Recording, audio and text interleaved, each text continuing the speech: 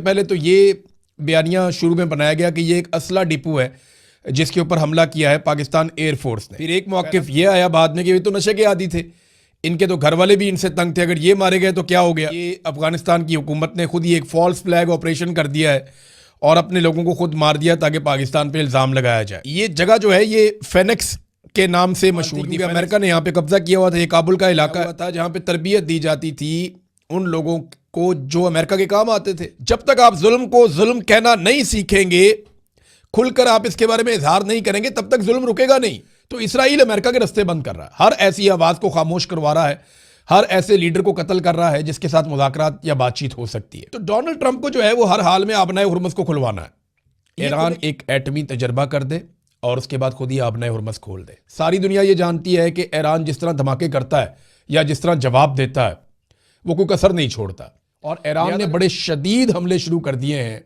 अली लारेजानी की शहादत के बाद इसराइल पर। बिस्मिल्लाहिर्रहमानिर्रहीम, अस्सलाम वालेकुम नादरीन, आप यूट्यूब चैनल देख रहे हैं, मैं इमरान खान हूँ। सबसे पहले अफ़गानिस्तान में जो अफसोसनाक वाक़या पेश आया, एक रीहैब सेंटर के ऊपर या जो बहाली मरकज़ होता है जहाँ पे नशे के लोगों का इलाज होता है, उस पर अटैक हुआ और फिर पूरी दुनिया को अब तालिबान हुकूमत बता रही है कि ये वाक़या कैसे हुआ और पाकिस्तान को इसके लिए ज़िम्मेदार ठहराया जा रहा है। पाकिस्तान ने इसकी तरदीद की है, लेकिन कुछ बड़ी अजीब चीज़ें हुई हैं, मैं आपके साथ शेयर कर देता हूँ और ये भी बताता हूँ ये वाक़या क्यों हुआ और कैसे हुआ। देखिए, हैरत अंगेज़ तौर पे पाकिस्तान की जानिब से जो अस्करी ज़राए से ख़बरें देने वाले लोग हैं या जो टाउट्स हैं या बहुत सारे ऐसे लोग जो जुड़े हुए हैं और सोशल मीडिया पे भी इन्होंने अपनी एक अच्छी खासी तादाद इकट्ठी कर ली है, कौम का पैसा खर्च कर रहे हैं और कुछ लोगों को तरबियत भी दी गई है कि ये काम किया जाए।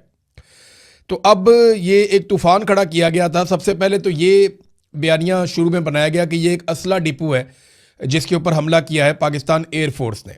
पहला दावा यही था कि ये एक असलहा डिपो है जिस पे पाकिस्तान एयरफोर्स ने हमला किया। तब तक किसी ने नहीं कहा कि यहाँ पे हमला नहीं हुआ। दूसरा मौक़िफ़ ये आया कि यहाँ पे खुद कुछ बम्बार तैयार हो रहे थे और इसलिए यहाँ पे अटैक किया गया। फिर एक मौक़िफ़ ये आया बाद में कि ये तो नशे के आदी थे, इनके तो घर वाले भी इनसे तंग थे, अगर ये मारे गए तो क्या हो गया। और फिर अब आखिर में एक मौक़िफ़ हम ये भी सुन रहे थे कि कुछ लोगों ने ये भी कहा कि ये अफ़गानिस्तान की हुकूमत ने खुद ही एक फॉल्स फ्लैग ऑपरेशन कर दिया है और अपने लोगों को खुद मार दिया ताकि पाकिस्तान पे इल्ज़ाम लगाया जाए। दरअसल ये मामला है क्या, इसमें बीबीसी की एक रिपोर्ट है कि इस जगह की हैसियत क्या है। माजी में ये जगह जो है ये फेनिक्स के नाम से मशहूर थी, फेनिक्स कैंप के नाम से मशहूर थी और ये अमेरिका के ज़ेरे इस्तेमाल थी क्योंकि अमेरिका ने यहाँ पे कब्जा किया हुआ था। ये काबुल का इलाका है और अमेरिकी फ़ौज ने यहाँ पे एक तरबियती कंपाउंड बनाया हुआ था जहाँ पे तरबियत दी जाती थी उन लोगों को जो अमेरिका के काम आते थे। और 2016 में अमेरिका ने ये जगह खाली कर दी थी। ये फैसिलिटी, ये जगह अमेरिका ने 2016 में छोड़ दी थी। फिर 2017 में जो उस वक्त की अफ़गान हुकूमत थी, उस हुकूमत ने 2017 में इस जगह पे रीहैब सेंटर बना दिया कि मंशियात के आदी जो लोग हैं उनका इलाज यहाँ पे किया जाएगा और बाकायदा इसका नाम बना दिया, इसकी जगह बना दी और इसका बजट बन गया, सारा कुछ होना शुरू हो गया। तो 2017 से लेकर तालिबान की हुकूमत आने तक ये रीहैब सेंटर ही रहा है, इलाज का मरकज़ नशे के आदी लोगों के। अब 2021 में आती है तालिबान की हुकूमत और जब उनके सामने ये आया तो उन्होंने इसको उसी मरकज़ के तौर पे बहाल रखा, उन्होंने इसको छेड़ा नहीं और ये वही काम वहाँ चलता रहा। अब हुआ ये है कि माजी में क्योंकि इसको अमेरिकन इस्तेमाल करते रहे तो ये ऐसा लगता है कि गलत इंफॉर्मेशन की बुनियाद पे यहाँ पे बमबारी हुई है। ये जो एक बमबारी ईरान के अंदर हुई है ना बच्चियों के स्कूल पे, 2016 तक ये जगह भी किसी और मकसद के लिए इस्तेमाल होती रही है। बाद में यहाँ पे बच्चियों का स्कूल बन गया और अब इस जगह के ऊपर एक अटैक भी हो गया। तो जो हमला आवर फोर्सेस होती हैं उनकी ये रिस्पॉन्सिबिलिटी होती है कि वो कम से कम इतनी तसल्ली करेंगे जहाँ पे वो अटैक करने जा रहे हैं, जिस टारगेट को वो हिट करने जा रहे हैं, यहाँ पे सिविलियंस तो नहीं है, सिविलियंस का नुकसान नहीं होना चाहिए।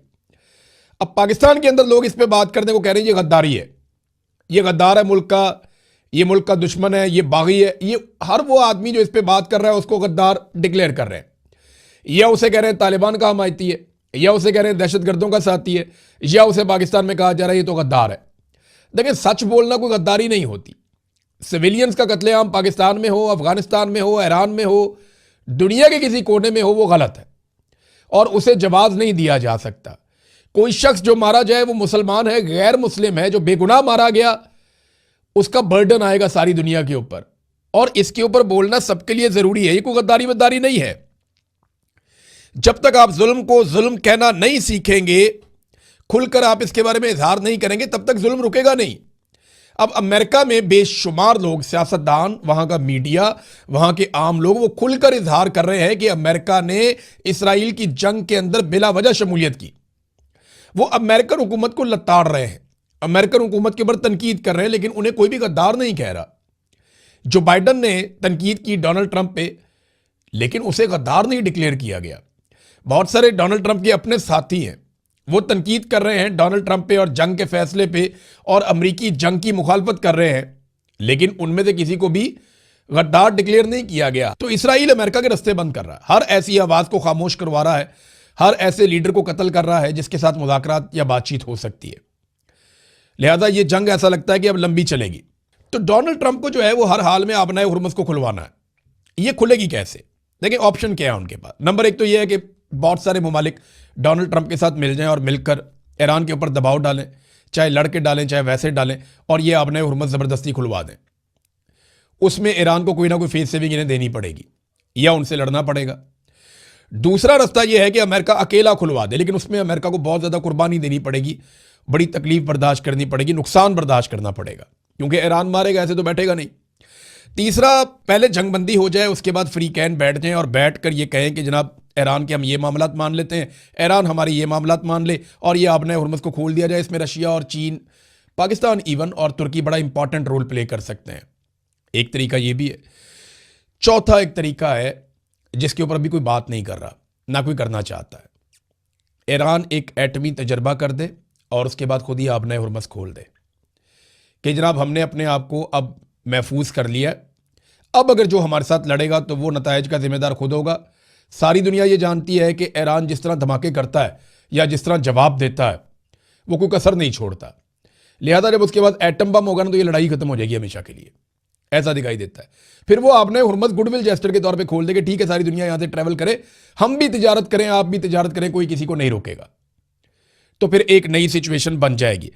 अमेरिका का अकेलापन जो है वो डोनाल्ड ट्रंप को काटना शुरू हो गया है और अमेरिकन के लिए मुश्किल बढ़ रही है। यानी बरतानिया, जर्मनी और फ्रांस, ये वो ममालिक हैं जो हमेशा अमरीकी इत्तेहाद की रीढ़ की हड्डी रहते थे। ये बहुत अमेरिका के लिए बढ़ के बातचीत भी करते थे, दुनिया के सामने नैरेटिव भी रखते थे। इनके बहुत बड़े बड़े मीडिया हाउसेज हैं, वो पूरी दुनिया को बताते थे कि एक्चुअली करना क्या है, नैरेटिव बिल्डिंग करते थे, अमेरिका के साथ खड़े होते थे, इनके हथियार काम आते थे। तो ये बरतानिया, जर्मनी और फ्रांस, इन्होंने तो साफ इनकार कर दिया कि हम ईरान के खिलाफ इसराइली और अमेरिका की लड़ाई का हिस्सा नहीं बनेंगे। यूरोप और बरतानिया, ये तो गया इनके हाथ से। ऑस्ट्रेलिया, जापान और जनूबी कोरिया, ये दूसरा एरिया है, ये भी हाथ से गया। ना जापान साथ खड़ा हुआ, ना जनूबी कोरिया साथ खड़ा हुआ, ना ऑस्ट्रेलिया साथ खड़ा हुआ। हत्ता कि अमेरिका का जो बिल्कुल हमसाया है कनाडा, जो हमेशा से गैर मशरूत तौर पे अमेरिका के साथ रहा, वो भी साथ खड़ा नहीं हुआ। और ईरान ने बड़े शदीद हमले शुरू कर दिए हैं अली लारेजानी की शहादत के बाद इसराइल पर। अब वो हमले क्या नतीजा निकालते हैं अगले वीलॉग में पता चल जाएगा। अब तक के लिए इतनी अपना ख्याल रखिएगा, अपने चैनल का भी। अल्लाह हाफ़िज़।